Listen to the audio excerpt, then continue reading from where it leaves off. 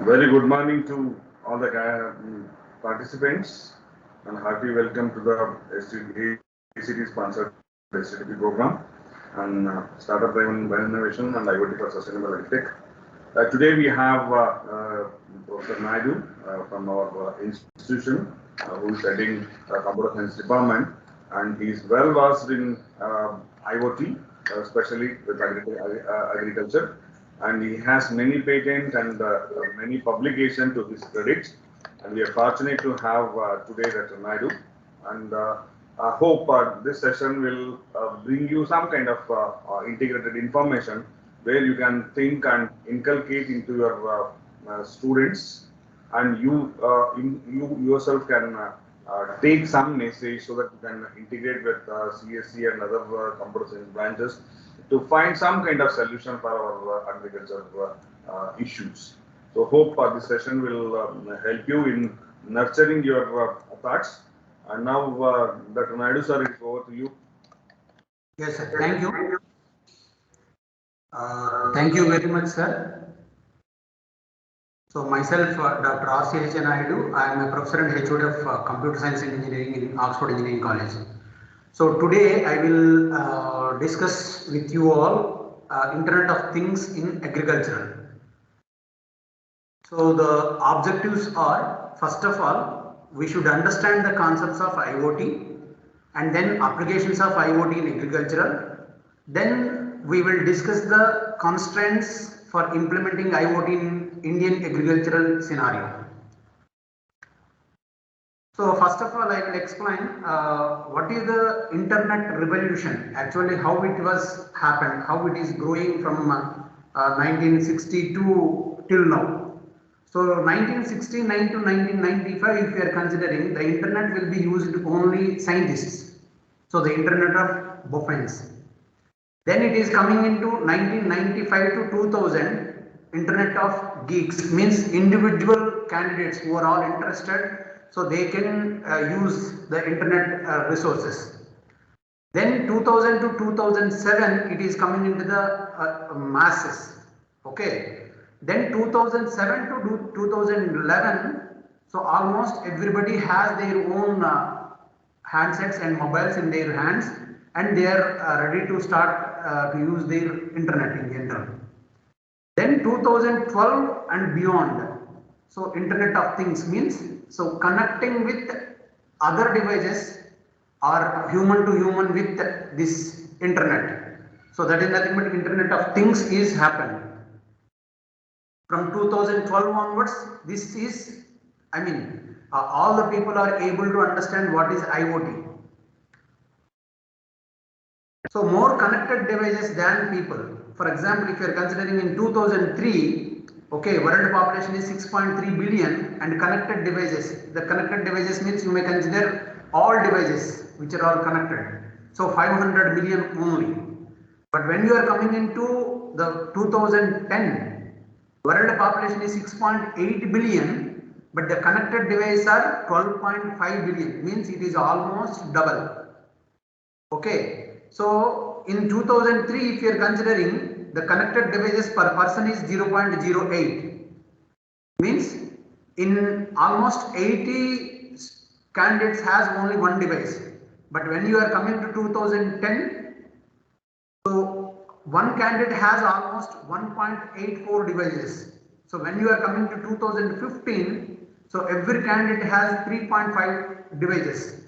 Even though world population is 7.2 billion and devices connected 25 billion in 2015. So 2020, 6.58 means each candidate is connected with devices are 6.5 devices. So world population is 7.6 billion and 50 billions of devices are connected. So this is the era of internet. Previously everybody is depending on people, but human, but nowadays everybody is depending on internet and the other devices.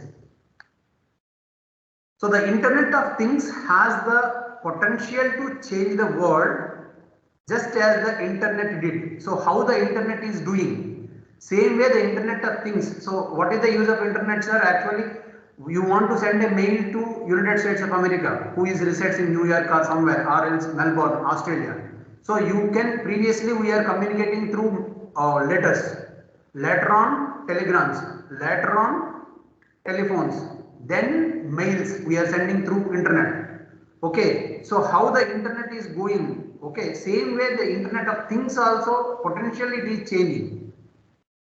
So maybe even more so. I mean, whatever it may be, the internet you are utilizing, more than that, IoT can be do. I mean, it is able to do that. So what is the Internet of Things? So the term was proposed by Kevin Houston in 1999.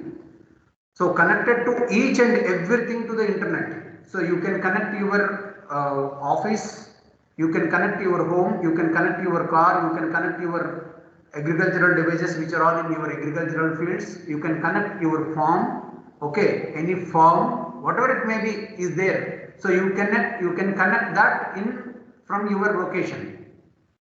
So the relationship will be people to people, people to things, things to things. So in any way you can connect it, so that to connect it, so IoT is required. So IoT is an environment where objects, animals or people are equipped with a unique identifiers capable of data transmission over internet network without the need of human to human or human to computer interaction. So if I want to communicate with other candidate which is a human, okay, so I may not call him directly, so I will communicate with IoT. Similarly, I want to communicate, now I am in my office, I would like to communicate my households, like I may not turn off my air condition, I would like to switch off my refrigerator, I would like to start my washing machine, or I would like to start my laptop which is in my house. So from here I can operate those. So the Internet of Things is the network of physical objects or things embedded with electronics, software, sensors and network connectivity which enables these objects to collect and exchange the data. So with this IoT you are able to observe the things as well as you can communicate with others, okay, and you can see the things with different sensors and different softwares and different electronics goods also we can use, and we can do the things. So without our presence we can do all the things. So the structure of IoT, see here, first of all you need sensors. I mean, exactly if you want to use this IoT in agricultural, right? So first of all we need sensors, right? Then, so the sensor will sense the information and it is supposed to communicate with the internet. So it is supposed to send the information to cloud or internet. Through internet it would like to send to the end user, okay? For that you need a gateway, maybe RFID or NFC or any one of the gateway is required. So after that it is connected to internet through Wi-Fi or mobile or fiber, okay? So then the services will be enabled. I mean, so whatever it may be the requirement is there, that will be fulfilled with the required thing. So this is the structure of IoT. First of all, we will sense it, maybe temperature, power or humidity or anything, sensors we will use. So those information will be sending to the internet through the gateways. So the internet will be taking through Wi-Fi, I mean through Wi-Fi or through mobile, or the message will be go to net. From there to whom we want to send. For example, if you are considering agricultural concepts, right? So temperature sensor you are keeping in your agricultural field, when the temperature is greater than 26 degrees or greater than 30 degrees or greater than 35 degrees, immediately it will sense it. So we will write the code when, I mean if temperature is greater than 37 or 35, then the message is supposed to go to the particular candidate. So that like that we are writing a code in maybe in C or C++ or Java or in Python, we will write it down. So that information, when it is greater than 35, it is supposed to go to the information to the respected farmer, or else by default we will start the motor. So if you want to do that, so the gateway is required and it will reach to the customer or the end user through the internet. So here I said, see, so first of all we are using the sensors here, right? So then it is going to the gateway, through gateway, and it reaches to the internet. So RFID tags are required and RFID readers are required. So here I am showing some tagging things. So real-time item, so traceability and addressability by RFIDs. Okay.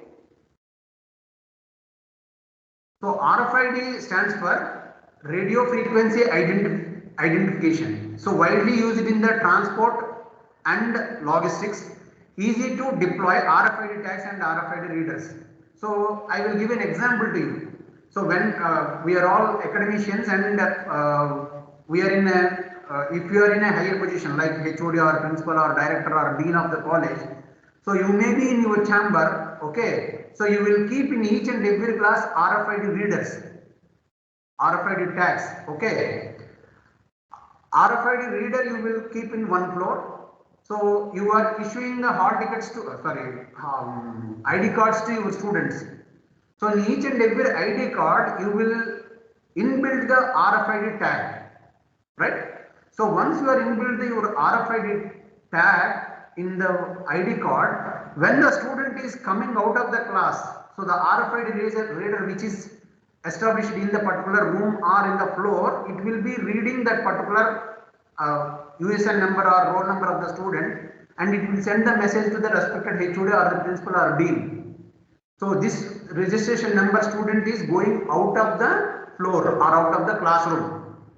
So we need not, actually what we will do as a HOD or as a principal, we will go to the rounds, right?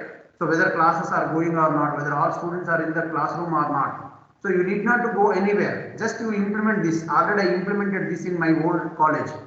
Okay, so I have a paper also on this. So whenever a student is going out, automatically, so the RFID reader will read that and it will give the information, this so and so student is going out of the class. So immediately the HOD will call to the respected class teacher or the respected faculty. Once you go and you check it out, like that they can say. So that is the use of RFID reader and RFID tags. Even though I will give you one more example here. So the students are boarding their bus in their particular house, okay, and they will take down in the college, and they are supposed to come to the college, and after the class work, and they are supposed to go back to the house. So when the student is boarding the bus, automatically the information should go to the respected parent, like your ward is boarded the bus in so and so place. Okay. So once he is, for example, so we have a different buses are there, buses routes are there. Our college is located in Bommanhalli. So we have a bus from JP Nagar. So the student is catching the bus in JP Nagar in their house. So he may not come to the college right directly. Why? Because n number of signals are there, traffic signals are there. At any point of time he can take down. But normally if the conductor, okay, or any attendant is there, he may not allow them to don't take down, you will come to the college. But still he forced and he is going. So we need not to keep any attendant in the bus. If the student has the RFID tag in his ID card, right? So the RFID reader we will keep in a bus, only one backside of the driver.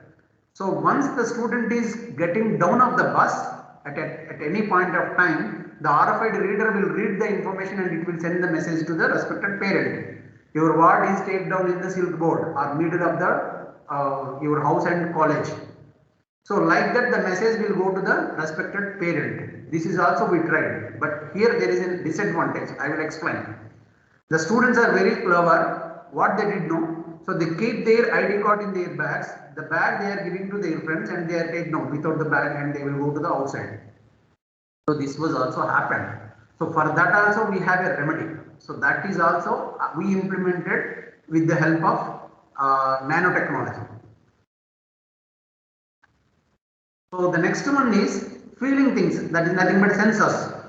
Sensors act as a primary devices to collect data from the environment. So we have different sensors are there, temperature sensor is there, humidity sensor is there, okay. So fog sensors are there. So these are all sensors will sense it.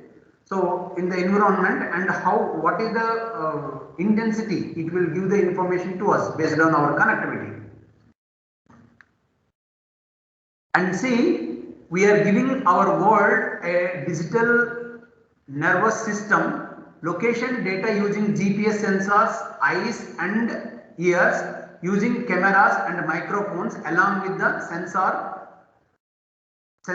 organs that can measure everything from a temperature to pressure changes. Okay, see, these are all different things. So humidity, if you have humidity sensor is there, temperature sensor is there, okay, chemical or gas, so sensors are there, and what is the flow of water or anything, for that also we have a sensors, and if any leaks are there, for that we have different sensors. So electric, so when we are when we are entering into the particular room, the light will be on, when we are out of the room, the light will off, okay. So these are all different sensors are there.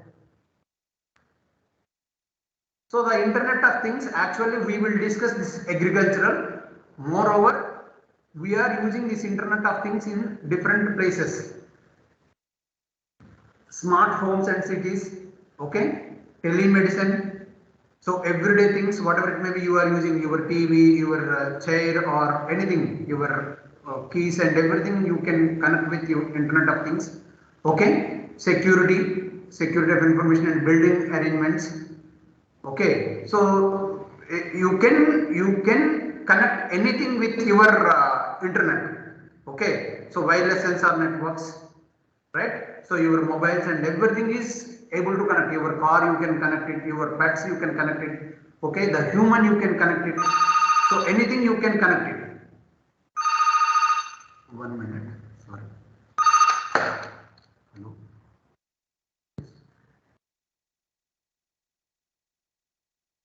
Ma'am, I am in the session. I will.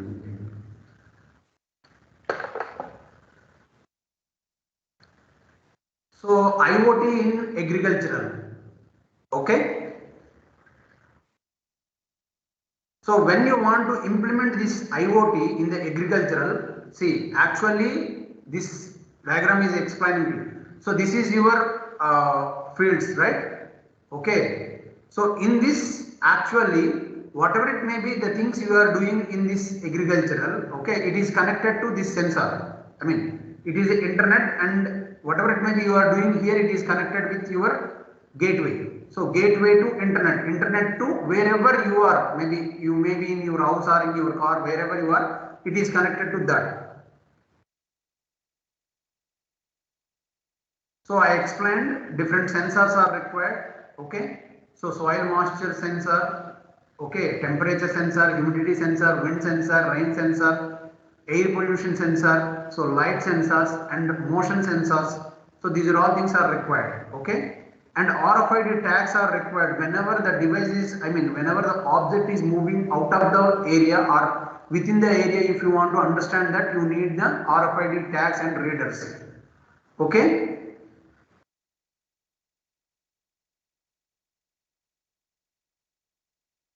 So understanding how wireless connected sensors can help in the plant care.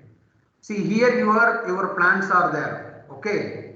So these plants are connected with the sensors, okay. So when the plant is some problem, okay, maybe there is no water, maybe potassium or calcium or whatever it may be is required, and it is not up to the mark, automatically the plant will get affected. So that the sensor is able to understand the situation of the plant, and immediately it will give the information to the particular middleware, okay, that is nothing but a gateway. So from there it will go to the cloud, right, and from cloud the users can take the information. I mean, so the user is nothing but the end users. Okay, so these users are able to understand the situation from their house or from their workplace or from their car or wherever they are. So they are able to understand the plant situation from another place to another place. So purpose specific sensors are connected to wireless modems. They send the periodic environmental data to users. So periodic environment, the user is nothing but in our agricultural IoT in agricultural means the end user is the farmer. Okay, as well as if we want to maintain the data also. So as a principal investigator, you are also can be end user. So you will get the data every hour or every 5 minutes or every 10 minutes based on your interval. So the data will come to you. So the same thing you will manage in your database, and based on the database you can test it and you can train it, and then you will suggest some good solution to the customer. That is nothing but the farmer. So maybe within a 30 minutes or maybe within a 45 minutes your plantation is required water, or your plantation is required this potassium. Like that you are able to say that. So how we are able to say that means based on the previous data. So previous data we are maintaining in our database, right? So the database, based on the database, see how we are predicting the cyclones, how we are predicting the sales within a next. So now you consider Mercedes-Benz. Okay, in Bangalore 2020 the sales is, you may consider some 15 crores. So 19, so maybe some 12 crores, 18, 10 crores, 2017 maybe 8 crores. Then based on this entire history, what is the prediction of 2022 sales of Mercedes-Benz in Bangalore? Similarly, that we are able to do with our artificial neural networks, and we are using AI, artificial intelligence. So same way we are able to do the same thing here also.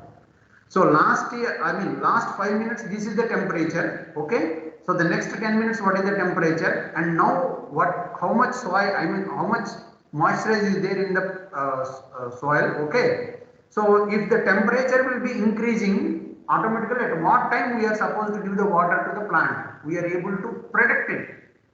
So based on the prediction we are ready to give the solution, okay. If it is correct as per our prediction it is going on means immediately you give the water or whatever maybe the resources are required from the plantation. If it is not happened, why? Because every 5 minutes you are getting the information. If it is not happened as per your analysis, just you stop the process. So the applications of IoT. So the applications of IoT are, okay, monitoring the soil moisture and temperature. Okay, so you will monitor the temperature as well as soil moisture. When the temperature will be increasing, automatically the moisture is reduced, right? Then at that time automatically you are supposed to give the water. So the control irrigation. So whenever the previously, here I shown, see previously this is the tradition, we are supposed to give the water to our fields, right? So when he is giving the water to the fields, up to what extent it is required, he don't know. So he gave maximum, whatever it will be the water is there, he will give the particular fields. But when it is coming into the IoT, okay, so we are giving the water through the drip irrigation, right? And when we are giving the water, up to what extent the plant is required, we will stop it. So how we are able to stop it means with the help of the moisture sensor. So up to what extent it is required, then the motor will, by default it will stop. Means we are utilizing, the water, we are saved the water like anything, and with minimum water we will take maximum crop. So that is the beauty of the IoT. So see, so control irrigation, we can do that. Efficient usage of inputs like water, fertilizers, pesticides, etc. we are able to give to our plants or for our fields based on the requirement. So previously the farmer will enter into the farm and he is able to understand that and he will go to the particular fertilizer shop and he will say, sir, this is the problem and what sort of pesticides you would like to suggest. So in which way he is communicating to the pesticides shop owner. So he will give something and the same thing he will put in the particular field, right? So if it is good or bad or how far it is good, the farmer don't know. But here it is not like that. Why? Because each and everything we are taking as a input, okay, with the sensor and so with a particular images. So that images we are able to do the image processing, right? And we are able to understand what is the exact problem of that, and then we will give the suggestions to the farmers.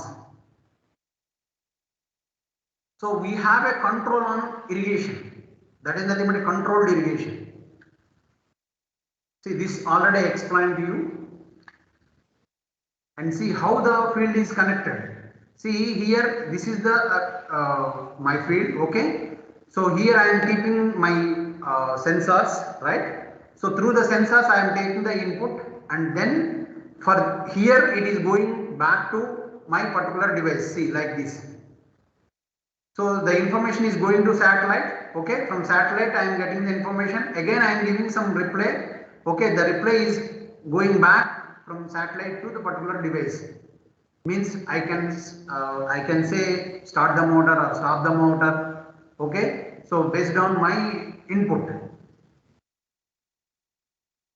So this Green IQ is a device. Yesterday I checked in Amazon. Right now we don't have these devices, not available. At what time the device will be available also they are not sure. Means you should understand the usage of this Green IQ.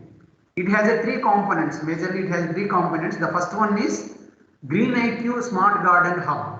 Okay, so connected to your garden irrigation valves. Okay, in your garden, what are all the walls or everything is there, that will be connected to this garden hub first. Then Green IQ mobile app is there. In the mobile app, whatever it may be is going, the changes are going in the garden, it will display to you. Okay, and Green IQ cloud is there. And whatever it may be, the things are happening, modifications are occurred, modifications are doing here. So that will be stored in the cloud. And from cloud, we are able to get the information through the app. So yesterday I checked in Amazon. So this device is not available presently. And it is very good device. I saw the reviews also. It's very, very good. See how it is.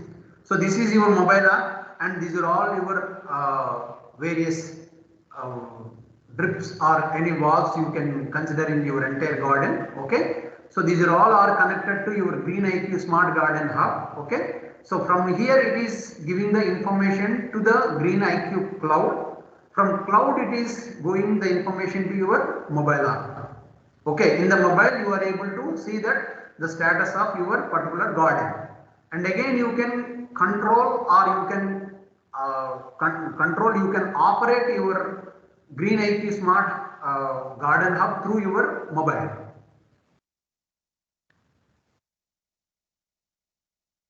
And applications of IoT in agricultural, okay. So reduce the cost of production, okay. So previously to get the crop, for example, if you are considering paddy in general, so in some areas they will start the paddy in the month of July. It will come to in the month of November last or December first week. Okay. So it's a span of 4 months like that. In these 4 months the production, how much cost is we are spending. So for 1 acre around some 7,000 to 8,000 we are spending, right? So if you are implemented IoT in your fields, automatically you are able to reduce the cost. So connected greenhouses and stables, okay. So livestock monitoring, so the stock whatever it may be there, that you are able to monitor. And it is a another IoT application. See the connected cow. In the world of IoT, even the cows will be connected and monitored. Okay. Sensors are implemented in the ears of cattle. This allows farmers to monitor the cows' health and track their movements. So where exactly our cow is there? Sorry. How is the cow health? That is also we are able to check it out with the tags, right? With the sensors. On average, each cow generates about 200 MB of information per year. So 200 MB of information is required per year for each cow, right? So what I mean, how it is implemented? Just I explained the same thing here. Whatever it may be, we are connected. No, here also we connected. No, the same thing I gave here. See, in this tag actually we have a LAN or WAN gateway. Okay, so from here the information will go to your mobile. Okay, and here we are giving the wireless pH temperature sensor. I mean, so how much temperature is there in the cow and whether it is a correct or not, whether it is there any problem or not. Okay, and based on this wireless sensor, okay, we are able to identify where exactly this particular cow. We are able to understand that. So this local farmers are able to spot the cow where it is exactly with the help of this local area network or wide area network. So LAN means local area network or WAN means wide area network. So applications. So pest monitoring we are able to do, storage monitoring we are able to do, and tracking farm productions. So maybe I am in Bangalore and I am able to do my farming which is in my native place. From here only I am able to track it. So whether today cutting is going or not, where it is stored, and after how many days it is supposed to do paddy and everything. So I have some mango trees also there, and in the month of January it will start the crop. So the April last or May first week we will cut all the mangoes in general. So each and every day if I want to monitor that mango trees in a particular land, if I have a sensors and everything there, I am able to trace, I am able to control from Bangalore. So prevention of illegal loggings. So if you have the sensors and everything in your field, okay, so without your knowledge, nobody can enter into the particular field. Why? Because you have a more control, everything you have control here, and you are able to maintain security also for your fields as well as for your device. So mobile money transfer, especially the farmers are very poor at this point, and if you have a IoT implementation, if you are able to do that, and money also we are able to transfer to their mobiles, whatever it may be the crop we are taking or what are all the things they are using. So IoT enabled branchless banking services, which is beneficial to rural farmers who have no access to banks within a reasonable distance. So the farmers are there, so they want to do some transactions on their crop and everything. So there is no bank at all. If IoT is enabled there, they are able to do the transactions without a bank also. And drones. Okay, the sensor means actually it will be keeping in the particular field. Okay, so it will be stable. It is not dynamic. It is a static. It will check. So based on the temperature, based on the moisturizer and everything. If you want to see the particular crop at the top level or in some other level, and you want to take a snapshots, so that only the snapshot will come to us and we will do the processing, pattern recognition, image processing we will apply, and the classification and segmentation we can do. So based on that only we are able to understand that what is the exact disease of the particular plant. So if you want to do that, you have to implement the drones also in your agriculture. Okay. So what are all the applications with the help of the drones means you can monitor the crop. So animal monitoring, okay. So is there any animals in our crop or where it is exactly the animals are there. So building equipment monitors, okay, mapping exact location of that. So spreading of the water or anything. So wild game damage, okay. So up to what extent the wild animals are there in the particular forest or anything, we are able to see that. So soil and crop, water, everything we are able to do that. And the same information we are able to take it, and that we are able to do the research. So this is the drone, okay. So the drone has the cam, right? So it will be rotating 360 degrees as per our wish, and it is taking the snapshots of the particular crop, and it will transmit the data to us through the gateway as well as internet or through mediators, and we will receive that, the end users we are. So as a farmer, I am able to see my farming, as well as if you are a scientist or if you are working on that, you are able to take that images, and you will see the image as well as the healthy image, and you compare these two. Then you are able to understand that whether is there any problem in the crop, is there any problem in the leaf. Based on that, you will identify exactly what is the disease the crop is getting. So you are able to protect it. So and then you suggest it. So which pesticides or which medicine is required for the particular plant. So see, I said that production is very good. So how you are able to do the production? So this year you consider Mandya district paddy crop. Okay, these many metric tons of paddy we got it. Okay. So last year how much? Before last year how much? Okay. 2020, 2019, 2018, 2017, 2016, 2015. You consider all 6 years. Then next year, what is the data you want to predict it? For that, this big data also required in this IoT. So the prediction, if you want to do, you have to maintain all crops data into your system, and you are able to do that. But for that also, IoT is required, and so then only you are able to do that. So see, smart analysis and planning. So you are able, you will get the information, okay. So in this Mandya district, these many talukas are there. In each taluka, these many villages are there. In each village, these many acres of land is there. So in these many acres of land, these many acres of land, they are doing paddy. These many acres, they are doing some groundnut. They are doing some other jute and XYZ. So based on that, every month you will take the data. So how many acres of land is utilized for paddy? How many acres of land is utilized for jute? How many acres of land is utilized for remaining crop? So that you take it, and how much is, what is the output of that? How many quintal of the output you are getting? So that you will see that. Smart control you will do, okay. Then smart sensing and monitoring you will do. After that you will predict it.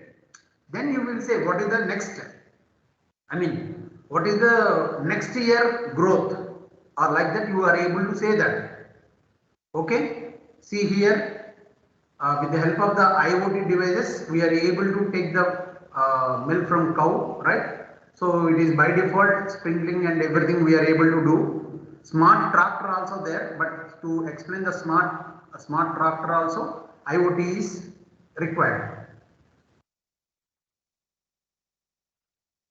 And prerequisite for designing IoT models. So robust model, the characteristic features of agricultural sector such as a diversity, complexity, okay. So scalability, affordability, sustainability, right. So these are all 4 major components or prerequisites for your IoT model. If you want to implement your IoT model in your particular field, okay. So these are all things you have to see. The size of the farms, okay, varies from small to large, and hence the solution should be a scalable. So how much area you are implementing? First of all, you don't take the entire 1 acre of land. Just you will take 10 cents. You implement this IoT. Then you see that. Then you will go to the half acre. Okay, 50, 5 or 50. Then 1 acre. Then 2 acre. Like that you will increase it. Scalability you will see that. So all of a sudden you don't go to the some 10 acres or 50 acres of land. No, don't do.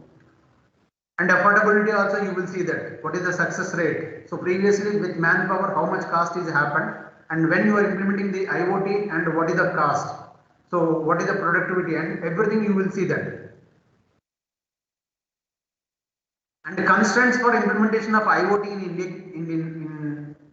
Indian agricultural scenario, small, okay. So the land holdings also in our country actually it is like half acre, okay, 1/4 acres of land. So we have all our small size farmers are there. So if you are considering other countries, the farming is different and our farming is different. They have, and some people, I mean not some people, maximum people have minimum 10, 20, 30, so the size is big. But you go to any village and you ask the people, so they may have 1 acre of land, they may have 10 acres of land they have, but it is not in a single bed. They may have in different places. So the complexity will be increasing. Why? Because they have to implement this in one place, another place like that. And privacy and security concerns also there, okay. Internet connectivity and availability, our farmers, so they are unable to afford for the internet. So low awareness of IoT devices and systems among the consumers, right? So lack of investment and venture capital funds. So especially our farmers are very poor in general. So they are unable to establish, they are unable to take a borewell also in their particular farms where they have 1 acre, 2 acres of land. So if that is the case, how they are able to implement this IoT in their agriculture? This is also we have to see that. Environmental impact is there. Okay. So this is from my side, and moreover, if time permits, I will show the patents also on this IoT of Internet of Things. See, actually, 2 minutes, I will close it. So, in the year of 2019, myself only, I published a patent in on IoT basis. It is also in the farming.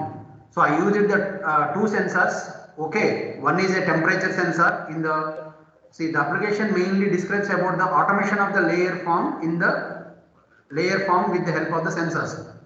So the application mainly consists of two sensors called temperature and moisture sensor. So these two I used in the poultry.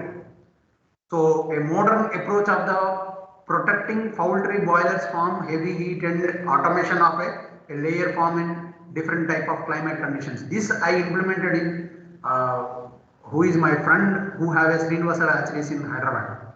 So he has a problem. He said the same problem to me in the year of 2017. After 2 years, I got the solution. So the same solution I applied the patent published in 2019. So one more patent also I have on IoT in agricultural only. Thank you. Um, Thank you so much. So, dear participants, if you have any queries related to the sir's presentation, you can unmute yourself and have a discussion with sir.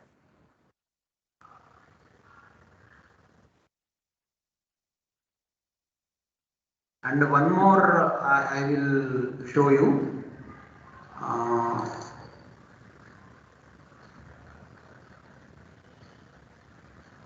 Identify the humidity in the soil and based on that save the water with the help of the machine learning. Actually, this is also we implemented based on IoT only. So what it is means this patent is especially we are identifying the soil moisturize, okay, based on that automatically the motor will start. Alright. So when the moisture sensor will identify, so sufficient water is there, it is required for the particular crop means by default the motor will stop. As well as if you are considering the motor, if you go to any villages, no sir or ma'am, if you go to villages there the wells are there, okay. So if the motor will by default it will stop means if there is no water also the motor will run, and if there is no water the motor will fail and it will, I mean the motor will burn like anything, and for a motor, so to purchase the motor, again new motor means it will take 15,000 to 20,000 rupees the farmer is supposed to spend it. So I identified the problem. After that, what I did know, so I kept one more sensor in the tube at last. Okay, so whenever the water will come 30 centimeters at last, by default the motor will stop. Means there is no water at all. So by default the motor will stop there itself.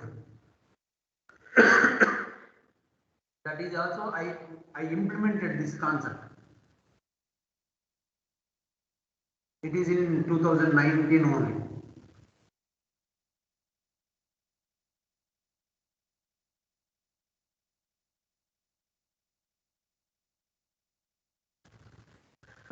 Sir? Yes, ma'am. Sir, on behalf of principal, management, HOD, staff and students as well as the participants, we extend your heartfelt gratitude for giving such a wonderful presentation related to the IoT, sir. It was a thought-provoking lecture and sparing your valuable time as well as you had given such a wonderful lecture, sir. Good morning, sir. Rupinder, sir. Thank you. Yeah, we have our my institution CSC HOD, Dr. Naidu. Dr. Naidu, sir, we have another guest from IIT Rupa. Yes, sir. Yes. Dr. Bhupendra Singh. Yes.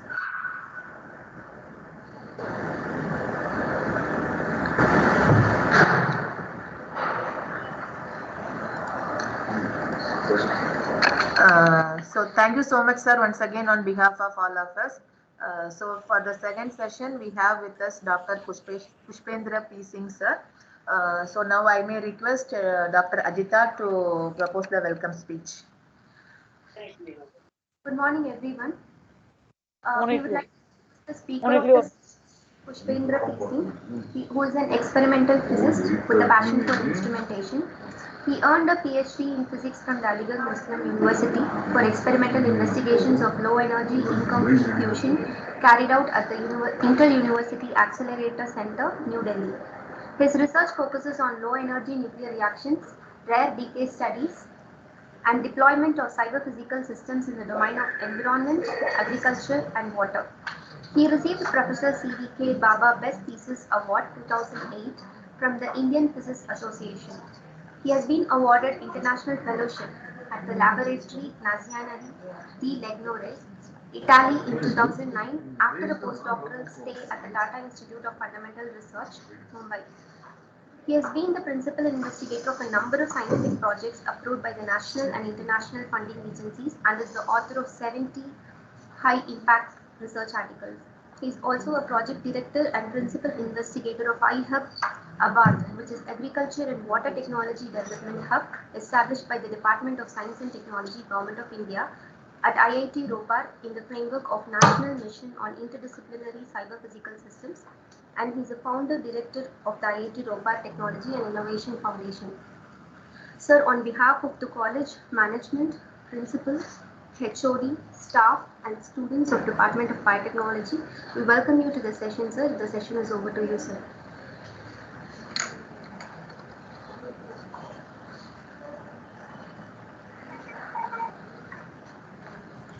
Hello. Sir, yes, sir. Yeah, so my voice is audible?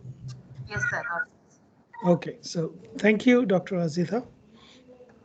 It was very elaborated introduction, and I'm not sure if I will be able to live for this introduction or expectations that you have from me, but I will try. So I have a small presentation which we will go through in next 40-45 minutes. And then, or maybe in between as well, you can ask questions if you like to.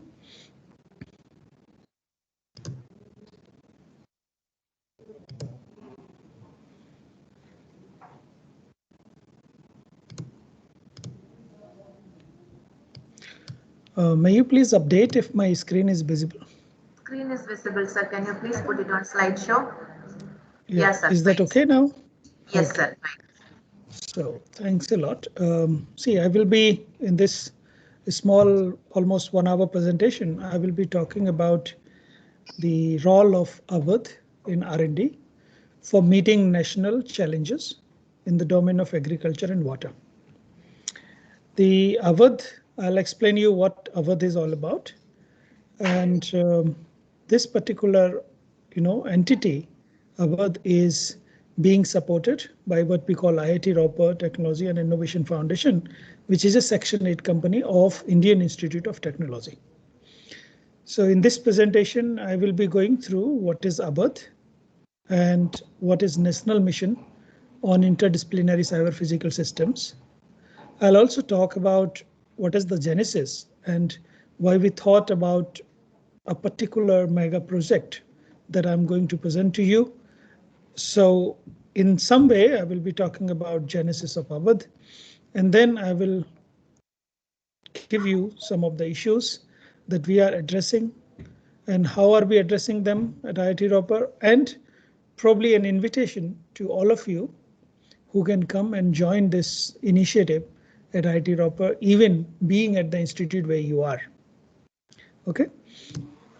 So first thing first, what is Awadh? Awadh is actually an acronym of Agriculture and Water Technology Development Hub. And this hub is established by Department of Science and Technology as a part of their 50-year celebration. And it's a technology innovation hub in the framework of National Mission on Interdisciplinary Cyber Physical Systems. The hub has been founded in 2020. So 2020 December. So we almost completed 1 year. And then you will also get to know what are the things that we have done in the last 1 year of time. So I want to take you to almost 1 year back when Dr. Ramesh Pokhriyal Nishank, the then Education Minister of Government of India, he wrote on his social media as well as on the ministry website, he mentioned that the innovation hub approved by Government of India at IIT Ropar will help the agriculture and water sector in the country by bringing solutions for stubble management, water quality improvement, mapping of hazardous substances in water, soil and their treatment. And why this is important, I will be explaining you a moment. This particular tweet was really important because he has tagged it as New India, and it has been, trending all over the country. Now, what I want to tell you by this is that the money that government has approved or supported was only 110 crore. But such a project or this mega project has got traction from all walks of society, all walks of life. And you can see that this particular tweet was retweeted by none other than our Prime Minister Narendra Modi and 7 others by the moment I have clicked it. So the moment you see that there was a hope of New India, the responsibility that we are dealing with at IIT Ropar is huge. And so now I want to explain you what is National Mission on Interdisciplinary Cyber Physical System. You all know, and we all know, that today the information flow is much faster than it used to be before. We have seen during COVID pandemic time how cyber physical system helped us to live the life and in many ways to safeguard ourselves. You all have an application called Arogya Setu on your mobile phone. And this application was a very clever idea. And this clever idea gives you information about if somebody is infected within the diameter of 500 meters. Or somebody has even taken a test whether the person is infected or not. So what do they do in this? This is just an application like any other application, uses the proximity of the Bluetooth devices, using the networks, and then putting this information for you to use. So basically the data that is there already is now being used to understand if there is somebody who has taken even the test that I have this kind of symptoms or not. So Arogya Setu has helped us a lot in terms of information flow and to reorganize and organize ourselves. We have seen how Google Classrooms has taken over. You know that we all use Google Classrooms today for the kind of teaching learning we do. FASTag is part of our life. You can go faster on the road without stopping on it. Online self purchase, this is something that we do quite every day, and all of us are used to of it. Almost every part of the country is covered within what we call online sale and purchase. One big thing that is coming up in cyber physical system is medical consulting. You know that many of us, or many, even the people who are not living the privileged life, they are not able to consult the right kind of doctors. Suppose they have money to pay the fee to the doctor, but they do not have money to travel. Somebody from down south or somebody from down north want to visit a doctor in north or want to visit a doctor in south. This is almost impossible. You have to travel 3,000 kilometers from one point to other in this country. So what we can do, if you have all the reports with you, if you have everything, and using the medical consulting provisions, you can just transfer these reports, some kind of application, and then the doctor can suggest you what to do. Maybe you can just get the treatment locally and get consulting from anywhere else. So medical consulting is coming in a big way in what we call cyber physical system domain. If you look at the developed countries, people and things. So we are talking about cyber physical system for people as well as for the things that are being used by us. So people and things are even much more connected in what we have in our country. However, as per a prediction, 2030, each and everything around us will be connected with the electronic systems, which are capable of making intelligent decisions efficiently, remotely, correctly, and autonomously. Now, these kind of systems are called cyber physical systems. You can see this cartoon, this nice picture here, where everything is connected with the internet. And the cyber physical system that I'm talking about basically are the extended name of what we call Internet of Things. So let's see then, I particularly thought of putting this slide here because when I was presenting cyber physical system to a conference, even the people in the similar domain, they asked me what is cyber physical system.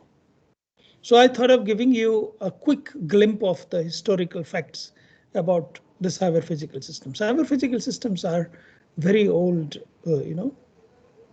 devices.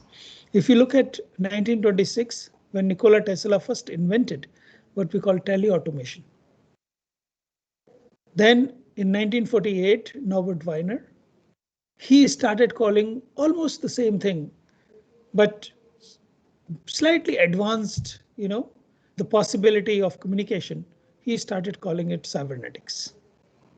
And the same thing, continued. And then in 1999, we started calling it Internet of Things. So it was Kevin Austin. He has given this name. In 2006, the devices which can talk to each other, devices that can talk to you and take the decisions for you or control things for you are termed as cyber physical systems. And this name has been given by Galen Hill.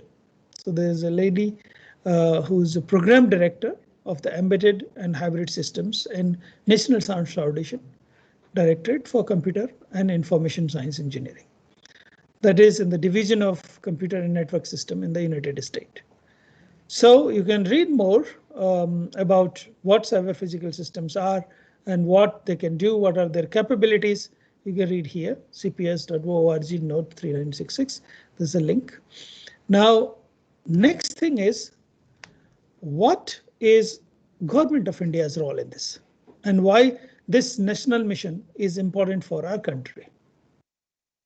You know that Government of India has launched, as I mentioned, a national mission on interdisciplinary cyber physical system to mainly prepare the country for the global rapid rise of intelligent systems. You know that if you go abroad, you see almost everything it controlled in your daily life, starting your first thing that you do in the morning to the last thing that you do before going to the bed. Everything is beautifully connected. So there is a global rapid rise of intelligence systems. And where are we? Being a country of almost 1.4 billion people, we have to have our own skilling. So there are R&D which are happening all around the country, training and skilling in the robotic systems, artificial intelligence based big data analysis, and extensive use of IoT systems. So these are the kind of R&D that is going on to support what we call global rapid rise of intelligent systems. And to develop and employ these technologies in the domain of agriculture and water, health, as I mentioned, that monitoring the health or consulting is going to be easy. Environment, manufacturing, infrastructure and geo-information systems, not to mention national security.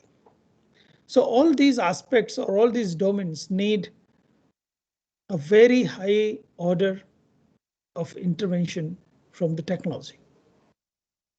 We at Indian Institute of Technology, we are working on multiple aspects, but one of the aspects is agriculture and water.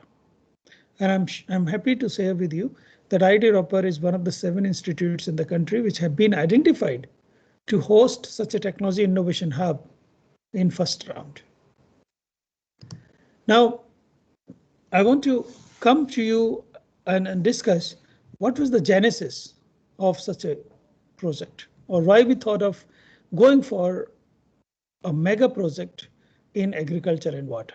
When the time is, see, everybody is talking about artificial intelligence, machine learning, or people are talking about big data analytics and all that. Why we thought that these aspects, or the cyber physical system aspect, the IoTs, why we thought that they should be implemented in the domain of agriculture and water. So here are some questions. Here are some triggers for us to understand that will give you the right kind of feeling that why we are doing what we are doing. We all know that the world population by 2050 will be 10 billion. This is not something which we do not know. We know it. We also know that if we have 10 billion population globally, we need 70% more food to be produced.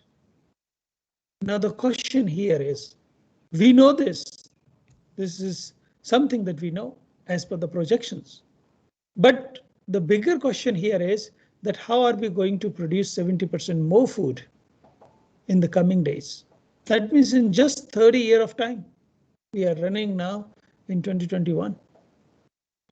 But this population will not increase, that today we are 7.5 and then suddenly we are 10 billion. No, we are going to go in some way increasing order.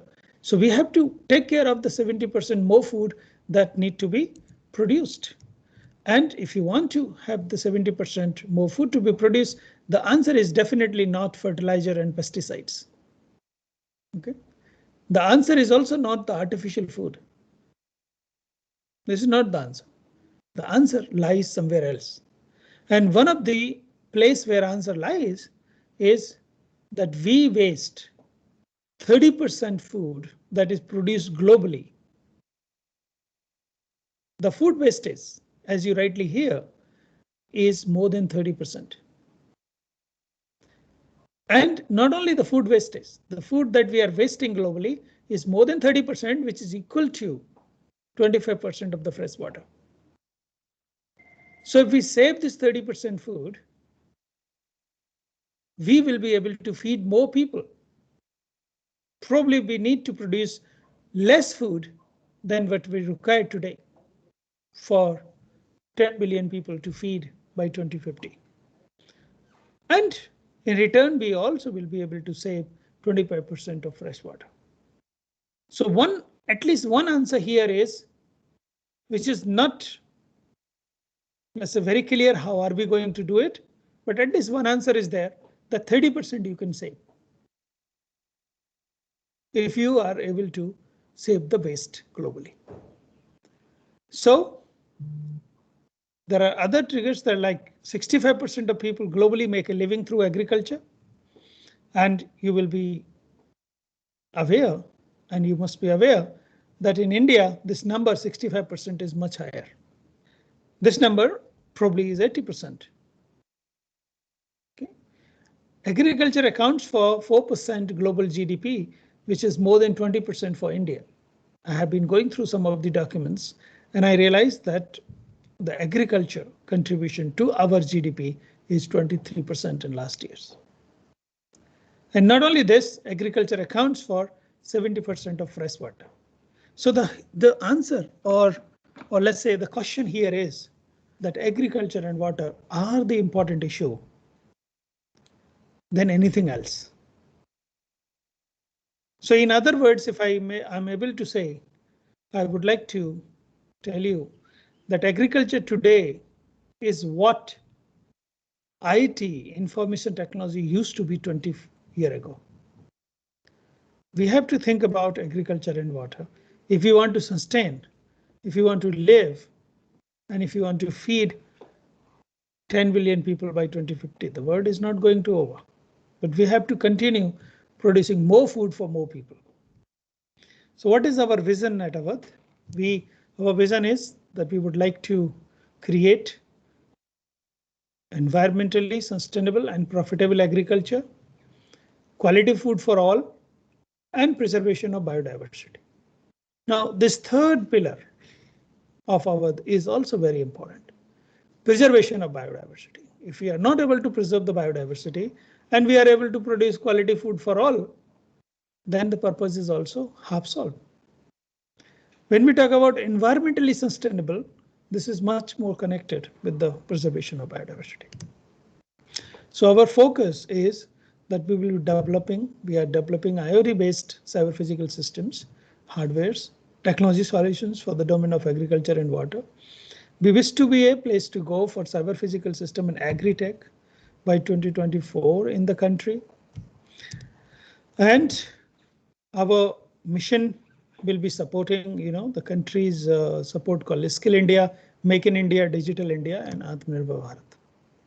So what is the issue and how all this has started in the country and why we are at a position which is not very pleasant? You know that Green Revolution worldwide came in 1950. Definitely, Green Revolution has given a lot of advantages. The person who came up with the idea of Green Revolution is termed as father of the Green Revolution. He got Nobel Prize in 1970. But in India, Green Revolution came in 1965. The father of the Green Revolution in our country is known as M.S. Swaminathan. And he coined that we are interested, the kind of green revolution that we are interested in will be environmentally sustainable agriculture, sustainable food security, along with the preservation of biodiversity. And he started calling it what we call evergreen green revolution. But if we started with such a big responsibility, if we started with such a great idea, then what went wrong? Now let's understand what actually went wrong. You know that Green Revolution started from Punjab, right?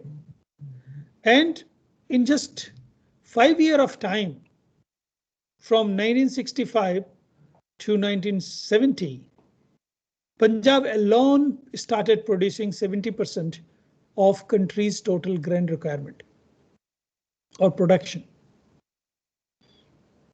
So So you can imagine how and what Punjab has contributed to the Green Revolution. In race to produce more, every state in the country aspire to achieve what Punjab has got in just 5 years of duration. Now, how this they started achieving?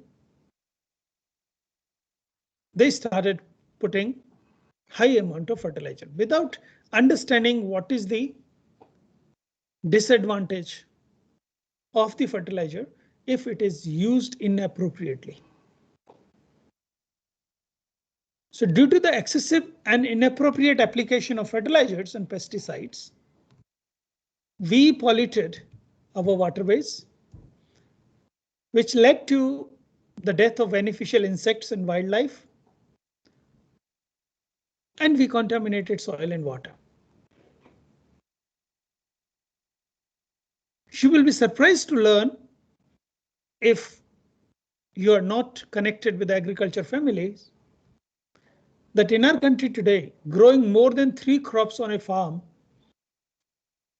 is a regular practice, which has also caused overuse of soil and depleted the nutrients of the soil and water. There has been rampant irrigation practices which have degraded soil quality, disturbed the groundwater level,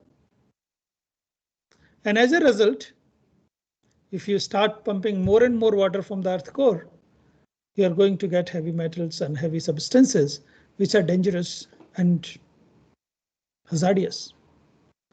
So as a result, hazardous substances increased in the soil and water because we were taking the water deep underground. And the presence of these hazardous substances in the soil and water contaminated everything that all living beings eat, drink, or even breathe. As a consequence, we see around us there are numerous health issues. If you talk to a person who is now living in his 80s or 70s, they'll tell you, they often tell this, that in past the taste of things were different. They were easy to digest. Today, the issues are more. So what is the problem? So in fact, we started the very idea of Green Revolution with sustainable agriculture. And in one of his speeches, Mr. Swaminathan said that if agriculture goes wrong, nothing else will have a chance to go right in the country. This was his statement back then. But this is exactly what we did wrong in our country. We spoiled the agriculture, and unfortunately, the technical people and the scientific people, they never gone and talked to the agriculture people that what you are doing is not right. Nobody was guiding them at any point of time. They started doing what they wanted to do. Sometimes the information were half cooked or not even complete. So we did really wrong with the agriculture. And this is now the time that if we don't correct agriculture now, this will be too late. So what we see every day is more or less like this, what you see in the pictures right now. This is the site that we see quite often around us. Stubble burning is regular and a common, although it's more of an issue than many other issues are there. Stubble burning is not the issue for the environment. There are many other issues for the environment. The industry water going into the rivers, spoiling the water quality, and the very same water then used in the agriculture, as you can see right in this figure image. And sometime or many times the same water is being consumed by the livestock or cattle. and the milk and everything is contaminated accordingly. So this is the scenario that we have today around us, and there is no other option but to correct it. So our approach and technology verticals that we are working on, what are the approaches that we have taken? Our approach is that use existing knowledge and then do R&D, research and development, using the existing knowledge, develop smart products which are connected with the cyber physical systems. And this is how we can contribute to India's vision to become a leading player in the cyber physical system technologies. There are a lot of societal and commercial applications of cyber physical systems that we all know.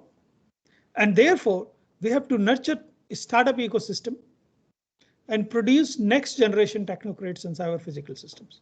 So I understand that all of you who are sitting right now are, teaching learning professionals.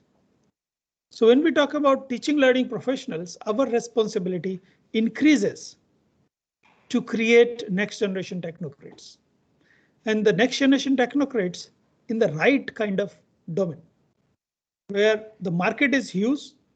Now you can imagine the marketing for agriculture cannot be small. It has to be huge, because you can live without a mobile phone. You can live without a flat screen TV, but you cannot live without food. So the business in the agriculture domain cannot be small. And if we are able to put the right kind of ecosystem, startup ecosystem, the next generation technocrat ecosystem, we can definitely increase in the job market, and that will directly be connected with the prosperity of the country. So what are the things, or what are the core areas in which we are working at IIT Rourkee? We are working on new farming systems. That includes indoor and vertical farming. We are working on digital farming, or you can call it precision farming systems, which takes the data capturing devices, decision support softwares, big data analytics, and farm automation systems. There is a domain that's called midstream technologies, food safety and traceability. You must be hearing quite every day that the food safety is important, and more than so, the traceability is important. I'm getting potatoes, but from where I'm getting these potatoes? How the potatoes are grown up? What kind of fertilizer have been used? What kind of environment the potatoes were exposed to? You should be able to know everything about the trace. Somebody is selling you potatoes saying this is coming from Himachal, but whether or not it is coming from Himachal, how do you know it? So traceability technology is very important. You know that the food is also exposed to what we call natural radioactivity. So if some kind of grains or fruit or vegetables are grown in the area which is high on environmental radioactivity, you don't want to consume it, but you should know from where it is coming. So logistics and transport and processing technology, all of it is important. We are working on agribusiness marketplaces, that is including the commodity trading platforms, online input procurement, and equipment leasing. Equipment leasing for farmers is extremely important, because when you talk about, the big farmers, they can afford to have the right kind of technologies on their farms, but the small farmers, they cannot have the technologies on their farms. So what can be done? What is the solution? The solution is, if there is some kind of cooperative society of the farmers, they can implement the equipment leasing possibilities. So you don't have to buy all the time. You can lease the equipment for your farm. Then bioenergy and biomaterials are another areas where you can have the non-food extraction, processing, and feedstock technology. So all of it is subdivided into primary and secondary domain areas. the mega project that we are executing is subdivided into 6 technology verticals, 5 technology verticals and 1 horizontal, which includes water and soil quality assessment, water treatment and management, stubble management in urban farming, water soil mapping of hazardous substances, agriculture automation and information systems. But all these 5 verticals are connected with an horizontal called Internet of Things. So presently, we have been executing some of the direct projects under the program. And this is stubble management and urban farming. We are making integrated stubble management system, commercial application of agriculture residues. We have couple of, IIT Ropar has patents in agriculture residue management, molecular systems for urban farming. These are modular systems which can help the urban areas to grow vegetables and greens for at least their personal consumption, if not for sale. So that kind of systems we are developing. IoTs in the domain of agriculture and water. We are using large area LoRa or medium like Bluetooth 5.0, a small area network like RFID, NB-IoTs, etc. LoRaWAN network for server Indian scenarios. Now in the digital agriculture systems, we would like to call it Farm of One, in which we are working on artificial intelligence and machine learning to make informed farming decisions, AI-based approach to make food production more sustainable, consumer-oriented agriculture production matching consumer dietary preferences, supply chain improvement. We are working on adoption of robotics technologies in the farm. In the domain or in the area of water treatment, we have developed micro nanobubble technology for removal of geogenic and anthropogenic groundwater contaminants and the field piloting. You know that when we talk about naturally occurring and artificial radio-infused isotopes in the soil and water, it's very important to understand what is the correlation of cancer with the access of fertilizers. So we are developing a cyber physical system which can accurately measure the radio contamination in the water, particularly geogenic pollution of the groundwater like arsenic, lead, okay, like thorium, uranium, and this kind of thing. Now, so how things will move on? All the technologies that we are working on, the biotechnology will produce tastier and more nutrients and eco-friendly crops. Farms and farmers will be connected, digitized and smart. Farmer-consumer intimacy will improve. And this will lead to what we call value for both. You can directly connect with the farmer as a consumer, and farmer can directly connect with the consumer directly. More fresh greens as a result and harvested and delivered on demand, and we call it seed to fork. If we are able to implement in the right form the cyber physical system, all of it can be achieved. Diversity, quality and sustainability of food sources will increase. Food will increasingly and scientifically replace medication. Now this is another thing that is very, very important, that our food, that what is Ayurveda? Ayurveda, what we understand so far, Ayurveda is a preventive healthcare.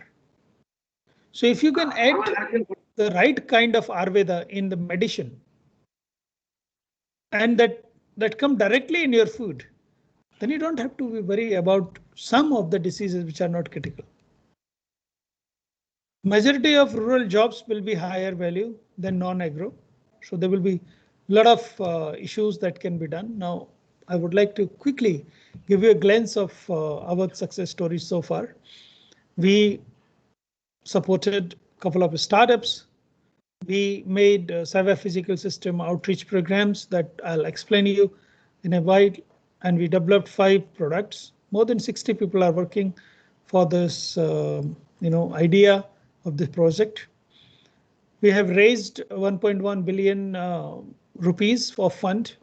We are, as I mentioned, that we are DST's only hub in the country for agriculture and water. So far, we have achieved all of it. We have agreements with international organizations and in the country. We have a couple of spoke institutions in the country, and this is going to lead to a success in terms of the development of cyber physical systems. We have developing a lab for environmental radioactivity. We call it ENVIRA. Now, all of it will impact the areas like food processing industry, rural development, fisheries, skill development, textile industry, electronic and IT, fertilizer industry, etc. As I said, we have a lot of academic partners, industry partners, global partners, and there are a couple of startups, spoke institutions. We have developed, as I mentioned, a couple of products. So this is one of the examples that I can give you. India's first indigenous temperature data logger for cold chain management. This particular device, although it looks tiny, a small USB-like device, but very useful in the industry like pharmaceutical companies, vaccine manufacturers, slaughterhouses, logistics and transportation, healthcare, agri-food industry.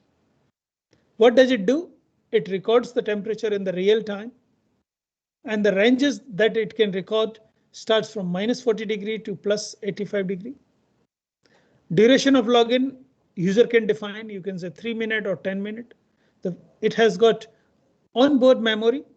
It can record all the temperature logs, and the moment you plug it into the computer, you can find out how the temperature of the commodity that has been carrying with the device has increased. And if you want to understand what is the business model and how many such devices are actually coming to our country, you know that this kind of devices, more than 1.5 crore data loggers are imported in the country every year for different kind of application. And nobody, absolutely nobody builds this device in our country except us. So these are some of the success stories, and we have developed an IoT CPS design lab. We are partnering with Siemens Center of Excellence and some industry in Ludhiana. There's a city here, it's an industry hub. And we have technology business incubation is for the startup support. We are developing a couple of more products like Extract for soil and water contamination tracker, Indus and Bias, that is nanobubble generator for water quality improvement, and Farm of One, seed to kitchen kind of network. One of the things that I wanted to explain to you is that this is just an example that if you see the fish market in the country, by 2026, the value of the fish market in the country will be 2,250 billion rupees. Now think about it and think about the fact that, do you know if the market is streamlined? Do you know if the production, do you know if the, all kind of from the seed to market situation, is it all streamlined? We do not even have right kind of aerators which can aerate the pond to increase the oxygen level in the pond, which can have the temperature sensor, which can have the oxygen and ammonia sensor inbuilt in it. We don't have this kind of devices. We are importing these devices from abroad. So if we are talking about a market value of 2,250 billion, and if we are not ready for it, then there is something wrong with us. So this kind of devices we are also developing at IIT Ropar, which can be powered by solar cell, will have on board, different kind of sensors, and can be controlled autonomously. Now, since all of you are, from the teaching learning profession, I would also like to tell you that we are running outreach and program. Every year we will be running something called Internship Carnival. We conducted in 2021. And for this internship carnival, 697 applications were received from all over the country. 210 students were trained, and we trained 210 students. Then finally we put them for internship, 100 students. And all these 100 students worked in teams of 5 each. They worked on 10 projects, and you will be surprised and happy at the same time that these teams, which came from all over the India, they could generate 83 ideas. And many of these ideas are submitted for patent, for design, registration, etc. And this was done in, in partnership with Dassault Systems, COMSOL, and MATLAB, ANSYS, NVIDIA, and Moldex 3D. This particular outreach program has also been lauded, appreciated by the Education Minister for the Government of India. We are also running a program called Artificial Intelligence and Cyber Physical Systems for Automation. And this program run in two calibers. You can say the two phases of this program. One is exclusively for the working professionals like teachers or industry professionals. And you will be happy to know that such a program where we are thinking to deliver huge content, and only on the weekends, however, so that people can connect better, we want to charge only 5,000 rupees fees. Now this fee is nothing. It's basically the course is free. This fee is the fee for the material. Okay. And the certification that you get from IIT Ropar, Department of Science and Technology, and the IIT Ropar Technology and Innovation Foundation. For the student also, we are running the course free. The course fee, which includes the Cyber Physical System kit for the experimentation, cost 8,500. So our idea is that in 5 years of time, we will be training close to 50,000 people on different, systems for cyber physical system approaches. We have this example where one of the startup that we are running at IIT Ropar has produced, made and selling this device. This is an air purifier based and inspired by nature. Okay. What they did is, our students, what they did is that they increased the efficiency of the plant to purify the oxygen by 500% using the patentable technology, which is there in the box. And you know that this device is being sold in 40,000 rupees in the country. So I want to just tell you one thing, that there are opportunities. There are a lot of things that we can do in the cyber physical system technology. With this, I thank you all for listening, and I will be very happy to respond to your queries if you have any.